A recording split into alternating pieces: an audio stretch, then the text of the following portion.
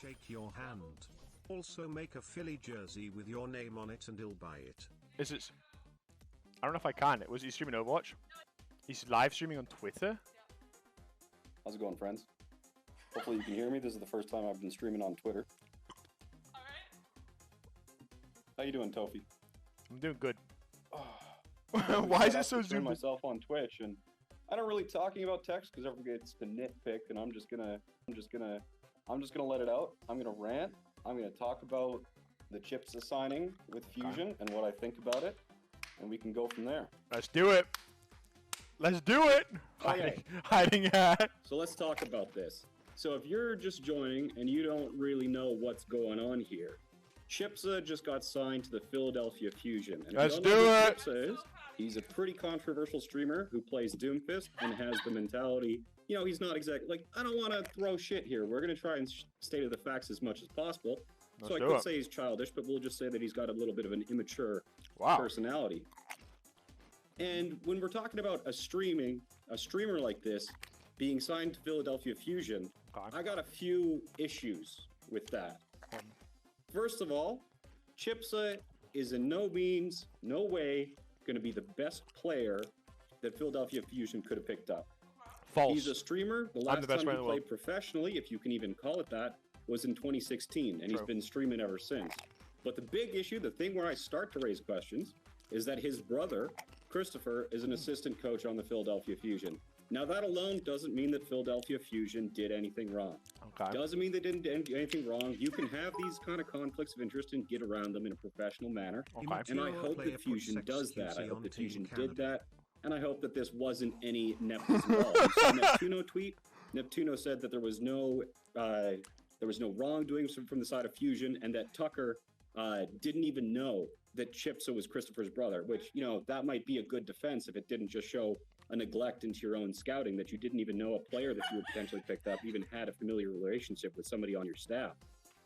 But going on from that, doesn't matter. The fact that ChipSa is clearly not going to be the best potential pickup for the Philadelphia Fusion, going beyond the fact that there was potential nepotism, which, you know what, if Tucker, who responded to my tweet, said that there was no nepotism involved, all involved in ChipSa's pickup, who am I to say against him, you know? There's a lot of things said about the Philadelphia Fusion, which I can't repeat because I can't prove, but let's just say that they're not exactly the most well-respected organization on the inside of the league. What? And I'm not going to say what. That is literal pure bullshit. Speculation. But that's literally pure bullshit. They have. You don't just say that and just don't back it up. Yeah, Dalafields are really scummy old guys, but I don't have to give you guys proof. They dropped Emong and Kabaji as their streamers. Okay. So Emong and Kabaji were two influencers that Philadelphia Fusion had hired. You know, they had been paying influencers to do their streaming. And all that fun stuff. But then they dropped them in October, at the start of October. And now you're telling me that a month later, maybe that Philly didn't like the influencer or the content creator program or anything or whatever that is. But then a month later, you're telling me that they're picking up another influencer who he's going to, with anybody who's looking at this, is that he's probably going to be riding the bench. And they're lying to people that he's picking up. You know, what reason would you pick this guy up other than him being the content creator? So if they are picking him up as an influencer replacement, then they're lying to people about him coming on as a professional player. And the problem that I have with that is that it's devaluing the entire Path to Pro system. Oh, shut up. It's devaluing the entire Path to Pro. Oh, shut up. Streaming. And streaming, you know, it's a good career, and not going to say anything about that. Don't act like you actually... When you have people who can make it pro, not putting in the work... You re-signed a guy who is like a 4K peak diva player who peaked in 2016. Is he running the Path to Pro? No, he's running the bench to pro. Like, Jesus Christ. In a healthy way, in some sort of system where you're either getting involved with high schools or colleges, because so far... You don't do this! Itself, they've been, you know, there's so many Tier 2 players that aren't paid. There's guys that are sacrificing so much to try and get a chance to go professional. And playing hard, winning tournaments, getting results, and they're not getting these positions. So yeah. And this is my fault? Saying that, like, you know, why do I care if there's... This is Tucker's fault? Look, whatever. Tucker does not have an obligation to pick up the best player in Tier 2. He doesn't. He picks up who he wants to pick up. Rating him as a professional player, it's devaluing the entire Path to Pro system. It's a complete joke. It's the same thing as that masquerading you as a coach devalues the whole coaching sphere. Like, it's the same principle. Like, Jesus Christ. Being disingenuous about the entire situation. So what are we going to say? That just being a streamer for 3 years is going to be enough for you to just randomly get picked up? Man, that's something real shady. Yeah. That's something real shady. And I just remember, guys, I'm just a streamer. Just a streamer. No talent. Oh, that's me. Who's that? Wait, who is that guy in rank 1, chat? Who is it? Who is it, chat? Who is it? Who is it? Who is it? Oh, it's me. Nothing. I'm just a streamer.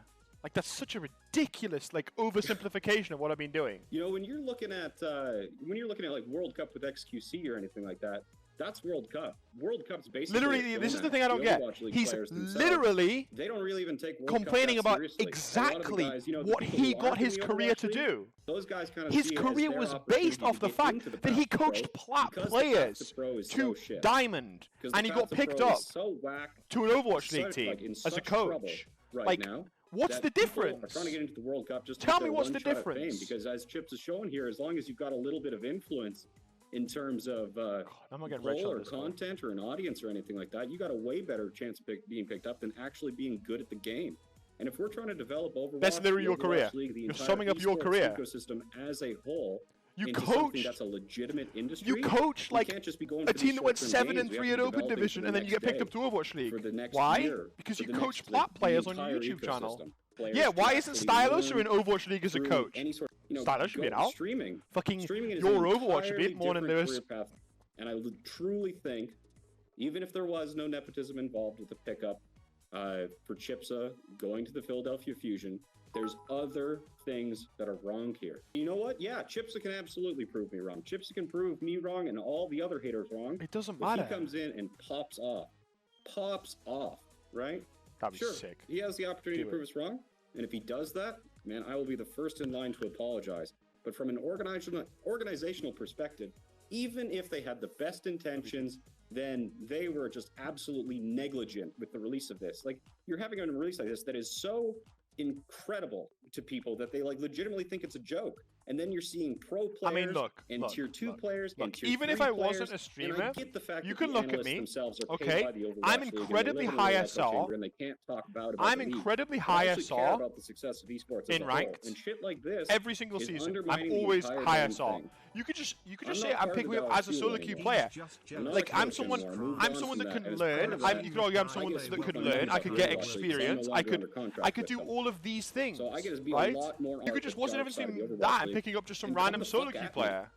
Oh yeah, and I'm not saying that ChipSa is the only stain on an otherwise immaculate reputation that the Overwatch League has. I wonder who else. Obviously, you know, there's obviously the accusation that people think that Zachary being picked up by Arrow for the Dallas Fuel was an example of nepotism. But there's a little bit different between a familial connection and a coach whose player helped him achieve the first place rank in a championship in the North American Contenders region. Exactly. Having previous success with a player, and then wanting to work with that player again because of previous successes and proven dynamics, that's a whole different scale. Yeah, guys. Like, yes, there's nepotism in the league, and yes, there's cronyism in the league, and especially when you're getting like, that's just, you know, the start of the Overwatch exactly. League, like the OW exactly, as a server. The Old Boys Club is good and well. There's a huge kind of bully culture.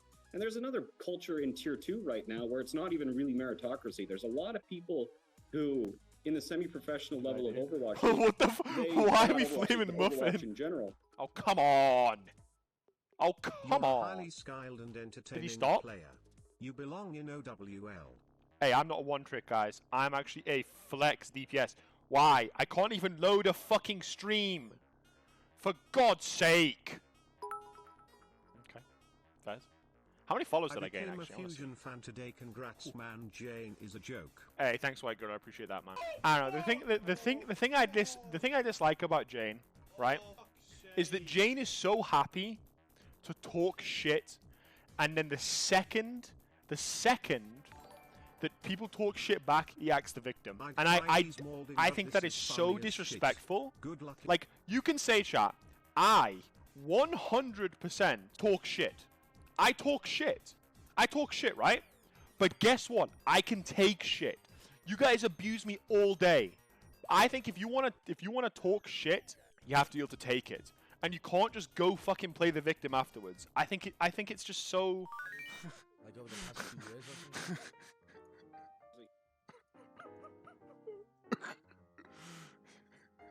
Why am I so fat, chat? I'm not that fat.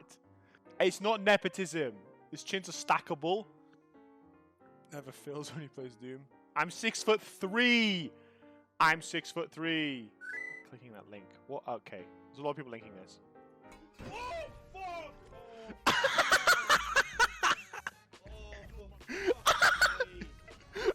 Congrats, 3. Oh no no no! Oh no no no! Oh no no no! Oh, never mind. Oh no no no! Fair one.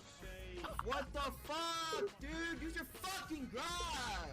You already hit the hammer. Fucking holding it for next game, dude. Fuck! Oh, fuck! Oh, for fuck's sake!